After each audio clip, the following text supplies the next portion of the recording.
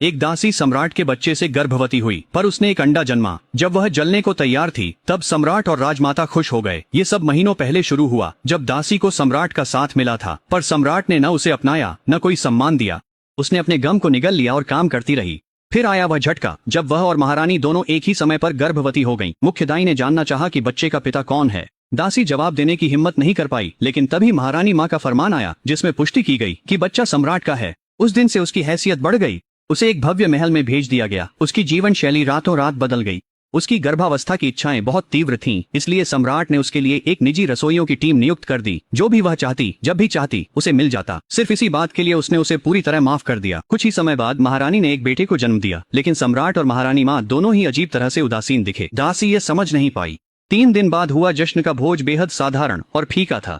सम्राट ने तो अपना चेहरा तक नहीं दिखाया। उसके 5 दिन बाद शिशु का नाम घोषित किया गया और सभी ने अपनी हंसी दबा ली। उस नाम का अर्थ था अनिच्छा से स्वीकार किया गया, जैसे सम्राट बच्चे के अस्तित्व को मुश्किल से ही बर्दाश्त कर पा रहा हो। दासी बेचैन हो उठी। अगर सम्राट महारानी के बेटे के प्रति इतना ठंडा हो सकता है तो उसके अपने बच्चे का क्या होगा। फिर उसे खुद प्रसव पीड़ा शुरू हो गई। दाइयों ने उसे जोर लगाने के लिए कहा। वह गुस्से से भर उठी। दर्द असहनीय था। वह ठीक से सोच भी नहीं पा रही थी। जोर लगाना तो दूर की बात थी, उसकी सिसकियां अब रोने और फिर चीखों में बदल गईं। अब वह और प्रसव नहीं चाहती थी। दाइयों ने झुंझलाकर कहा, अगर रोने की ताकत है तो जोर लगाने में लगाओ। वह और जोर से रोने लगी। सम्राट दरवाजे के बाहर आ पहुंचा। रोते हुए उसने दाइयों की प्रताड़ना का आरोप जड्डा और सम्राट से हस्तक्षेप मांगा। उन्हें हटा दिया गया, लेकिन कोई नई दाई नहीं आई। उसे डर था कि उसे अकेला छोड़ दिया गया है। ताकत जुटाने के लिए उसने नूडल्स मंगवाए। नौकर ठिठक गया। प्रसव के दौरान कौन नूडल्स खाता है? सम्राट की आवाज गूंजी, सख्त लेकिन धैर्यवान। इसे गंभीरता से लो, मैं ले रही हूँ, उसने जोर देकर कहा। लेकिन मुझ में ताकत नहीं है, मुझे नूडल्स चाहिए। नई दाई हैरान रह गई, लेकिन सम्राट ने सिर हिलाया।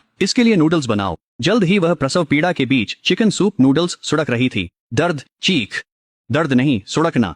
आखिरकार हिम्मत जुटाकर उसने बच्चे को जन्म दिया। सन्नाटा था। उसने देखा दायाम और नौकर बेहोश थे। हैरान होकर उसने खुद को सहारा दिया और देखा कि उसने क्या जन्म दिया है, एक पारदर्शी चमकदार अंडा। स्वाभाविक रूप से उसने अपना हाथ अपने मुंह पर रख लिया। यह मेरा बच्चा है, सम्राट पुकारा। राक्षस समझे जाने के डर से उसने अंडे को कसकर पकड़ा और छुपने के लिए भागी। उसने दरवाजा बंद किया और उसे छुपाने की जगह ढूंढने लगी। दरवाजा जोर से खुल गया। सम्राट वहां खड़ा था। उसने अंडे को अपने सीने से लगा लिया। निराशा उसके दिल में भर गई।